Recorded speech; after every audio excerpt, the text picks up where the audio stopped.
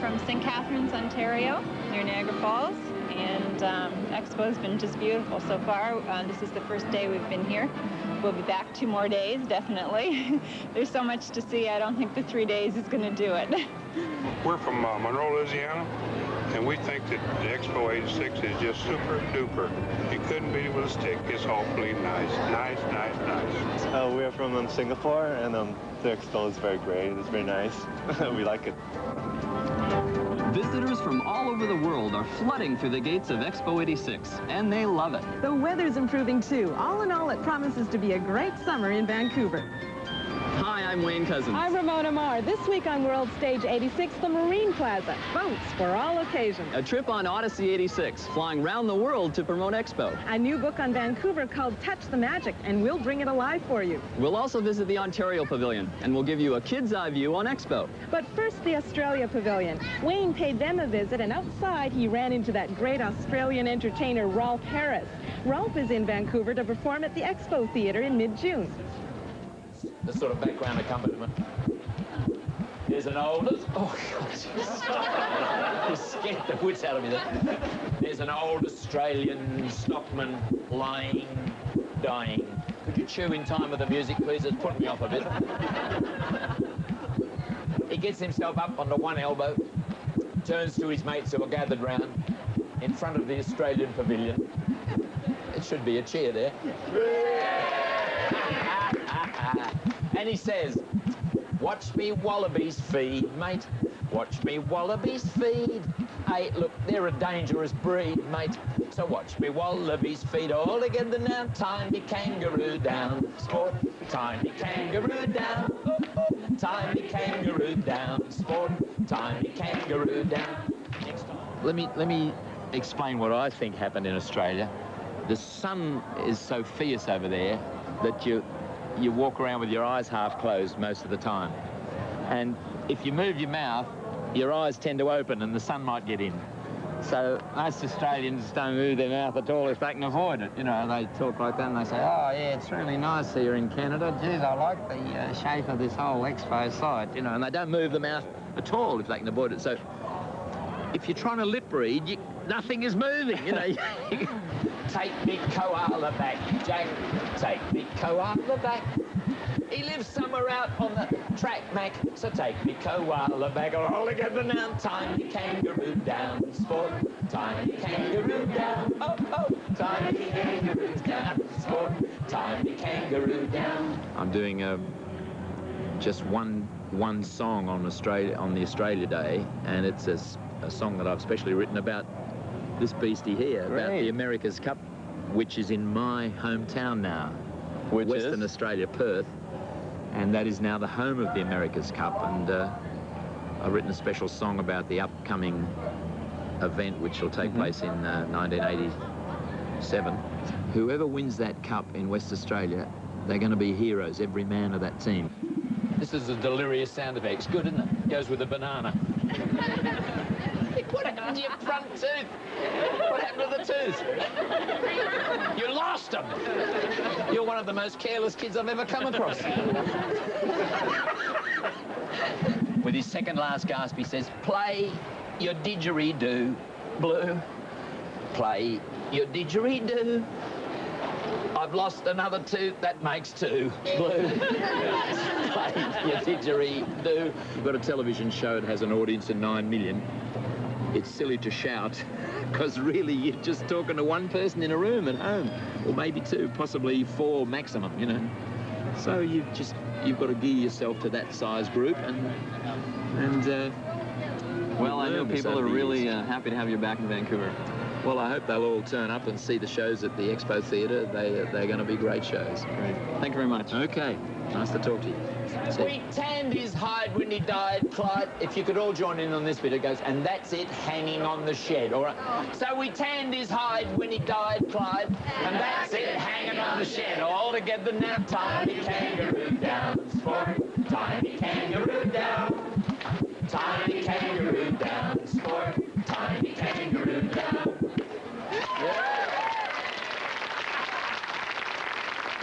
Not bad, was it? Not too bad.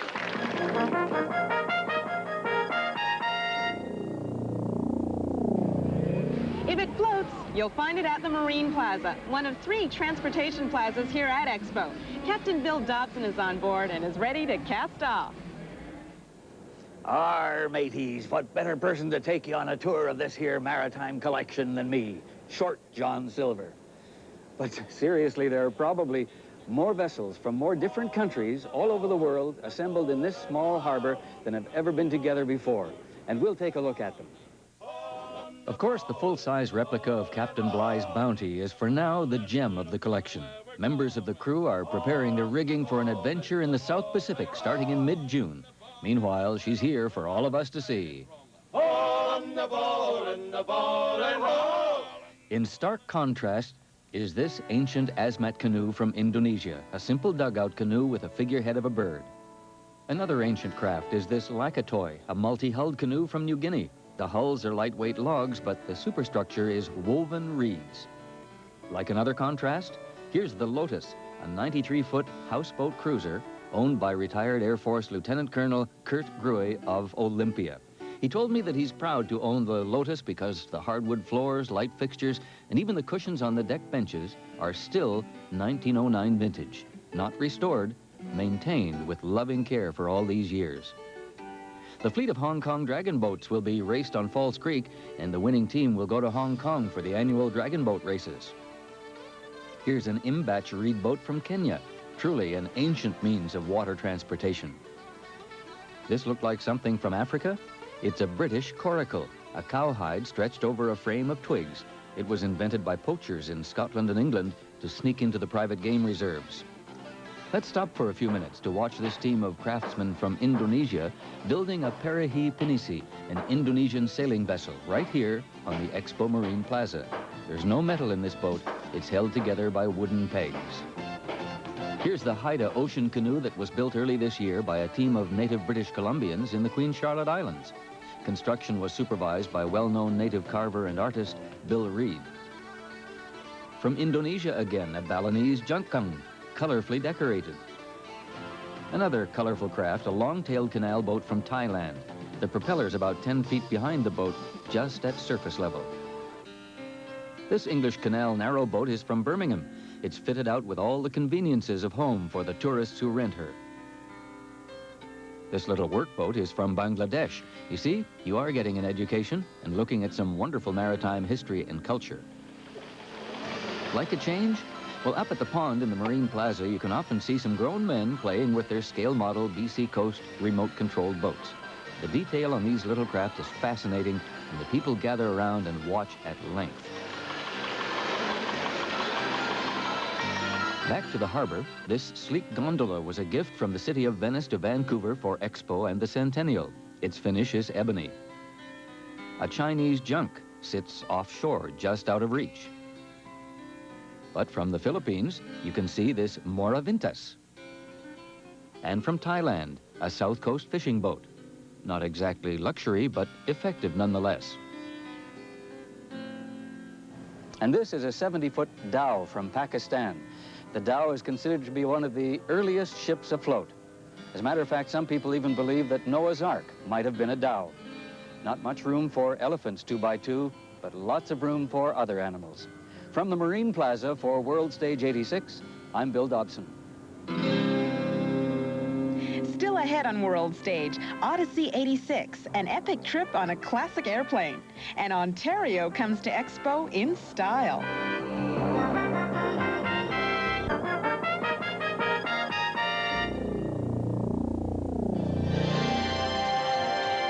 One of the exhibits that fascinates visitors to the Canada Pavilion is the video wall in the Great Hall. It's a wall of 108 color television monitors stacked 18 across and 6 up. It was made by Philips of the Netherlands and is controlled by a Philips 2000 personal computer. The pictures can be shown on a single monitor, any combination of monitors, or the whole wall. We thought a picture on one screen was a technical marvel. Now a single picture on 108 screens?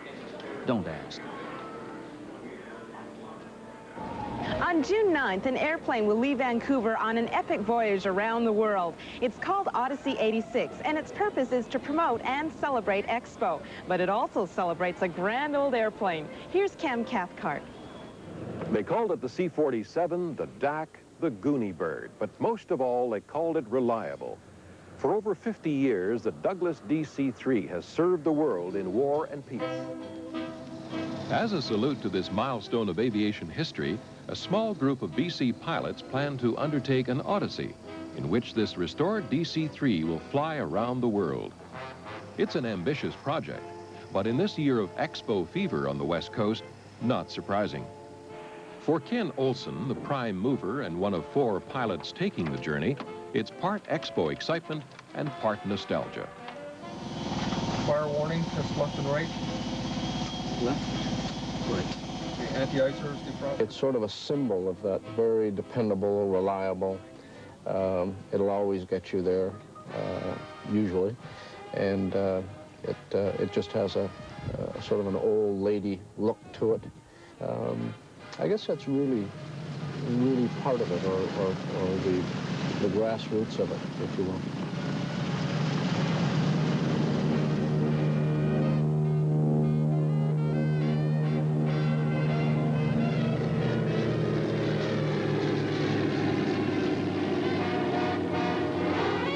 It's an extremely heavy airplane to the feel. And I have said before that I believe this airplane was designed to fly.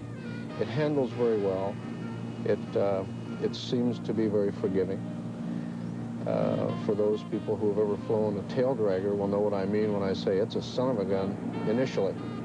But once you get the hang of it, once you get the feel of the rudder, it's a beautiful, beautiful machine to fly. The plane, now called Spirit of Vancouver, is as Canadian as maple syrup. It was built for the RCAF in 1942, and after the Second War was sold to TransCanada Airlines, now Air Canada. Later, the government used it to measure flight safety aids across the country. Finally, it was used as a charter based in Kelowna, BC. All right, clear. The plane has undergone extensive overhaul and installation of 2 new engines. It is now equipped with state-of-the-art radio and navigation components. The Spirit of Vancouver was put to the real test when a trial run turned into a mercy mission to Mexico last November. The plane carried a full load of food and clothing from Canada to Mexican earthquake victims, the kind of job on which the DC-3 built its reputation. Odyssey 86 is still looking for more money to cover expenses. They need about $50,000 to make sure that the old Goonie bird completes its 3-month circuit around the world and arrives safely again in Vancouver. For World Stage 86, I'm Cam Cathcart.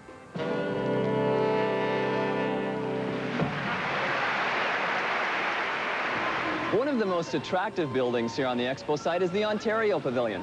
Those who have been there say it's also pretty nice inside. The intrepid Ramona Marr went to check it out.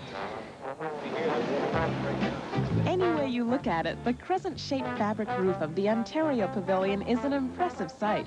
No wonder. It was designed by renowned Toronto architect Eberhard Ziedler, the man who also gave us the Canada Pavilion.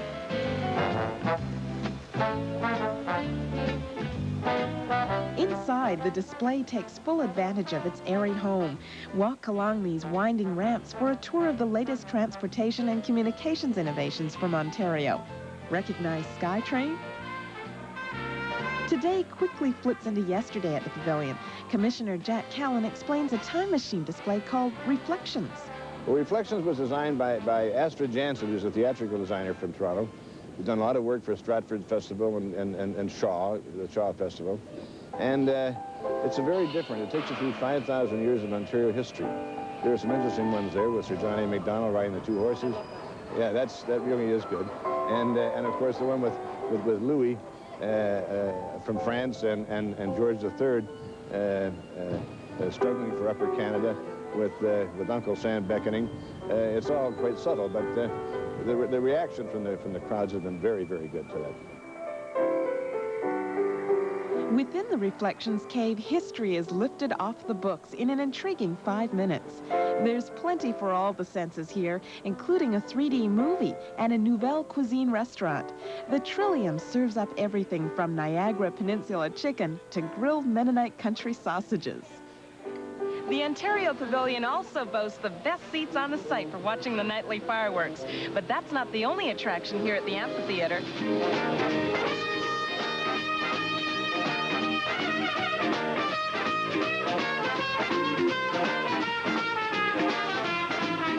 The amphitheater is headquarters for 35 talented students from Toronto's Humber College. As gold medalists in this year's National Show Band competition, they'll be in residence at the pavilion all summer long.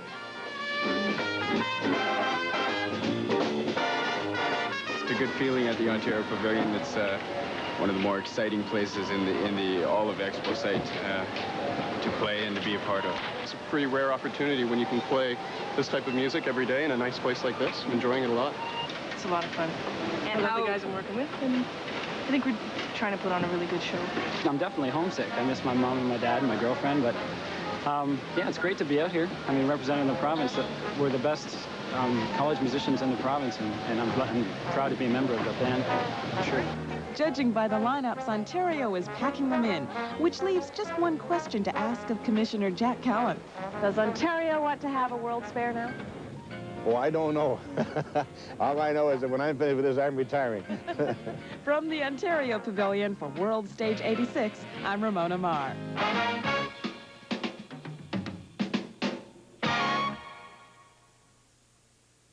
Expo 86 has already brought to Vancouver a host of dignitaries from all over the world. Many of them leave here with a special souvenir of this city, a book that captures the things that set Vancouver apart. Good boy. A lone rider on Spanish banks, one of the many dramatic images to be found in a new book called Touch the Magic. Photographer Philip Hersey and writer Ken Budd have set out to capture some of the special lifestyles enjoyed by people in the Vancouver area. Adventure is a passion for many who live in this spectacular place. Here in the lush wilderness of the Fraser Valley, thrill seekers brave the crushing cold of the Chilliwack River. For whitewater kayaker Adam Lewis, excitement is just an hour's drive from downtown Vancouver.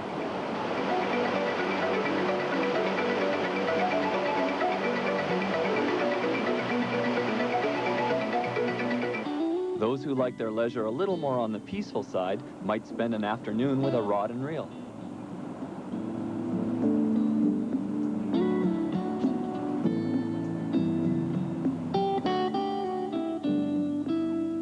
Pull over up here, Mike. Let's have a look at this. Yeah, Cross-country skiers Michael Tiernan and Steve McDonald had to work to enjoy this visit to the Lions, the Guardians of Vancouver. We got there with the help of Cypress Mountain Recreation.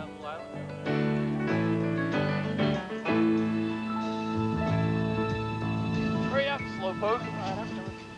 You gotta buy me a beer if we're getting down there. It's no wonder why people make such an effort to reach this magnificent place. The scenery, the fresh air, and if you're lucky, you might run into a couple whiskey jacks too.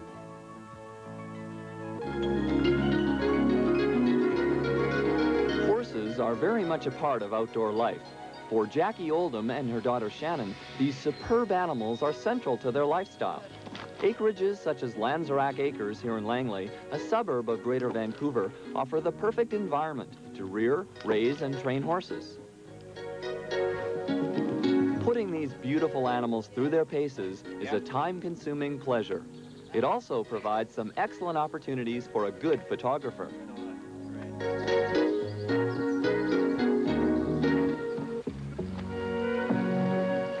The entire perimeter of Lighthouse Park is an ocean playground.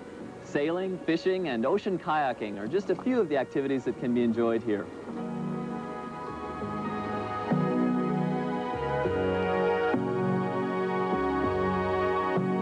These and the many other Vancouver images to be found in Touch the Magic will provide Expo visitors with a memory of the place that we are lucky enough to call home.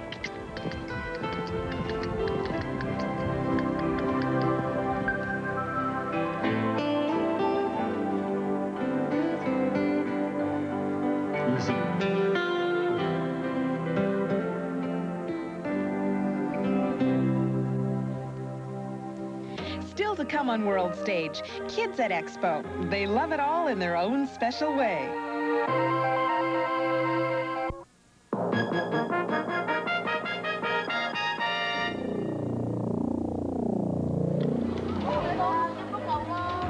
When you watch the Seattle Sea Fair on TV, did you ever wish you could see one of those thunderboats up close? You can at Expo. The Squire Shop is there.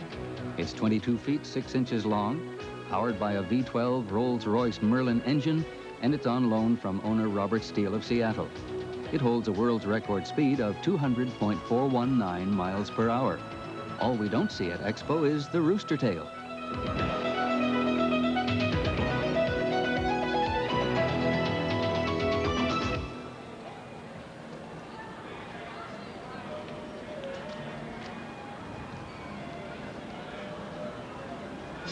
This is a great new way to get around. They're called rollerblades, halfway between a hockey skate and a roller skate. And they're fun for kids of all ages. And Expo here has something for everyone.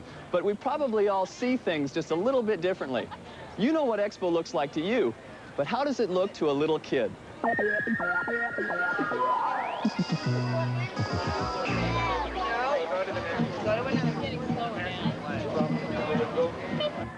For TV, Mike.